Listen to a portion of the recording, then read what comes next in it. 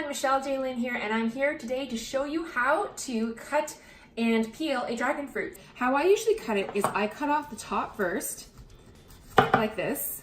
See? Ooh, that's how it looks. And the bottom right here. So this way what happens is you make a little stand, and then you can stand your fruit up like this, all right? So after I've chopped off the top and the bottom, I'm gonna go around the sides, and I'm just gonna peel it like that. And this I find is the easiest way to do it. Just go all the way around your fruit, your dragon fruit. And this one is a red one, also called pitaya, I think that's what it's called. We don't call it that here in North America, but I noticed in other parts of the world that's what they call it. So this is how it looks now, okay? So now what I'm going to do is I'm gonna lay it on the side, and I'm gonna cut it into small pieces, okay? So just like this, do each section slowly like that. And it's also very slippery. It's kind of like a mango if you've had mango before, so be careful it doesn't slip out of your hands when you're cutting it. Always remember your knife skills and your knife techniques. And I'm gonna turn it sideways. I'm gonna dice it like this. You can put it in your yogurt. You can put this in a smoothie if you want.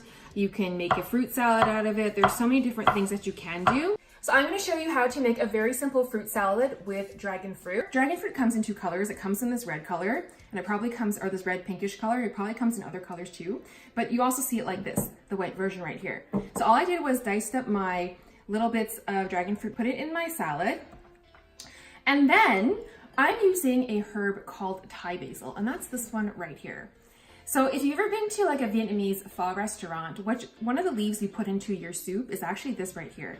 Sometimes you see it called cinnamon basil or other things, but it smells amazing. I diced that up and I added that into my salad here. I also added some blackberries right there. And the last thing I'm going to do is I'm gonna add some lime juice on it right there. And if you like, you can add just a little bit of sea salt, and then that will kind of balance up the sweetness a little bit. So I've cut up my dragon fruit right here, and so this is what it looks like. That's pretty good.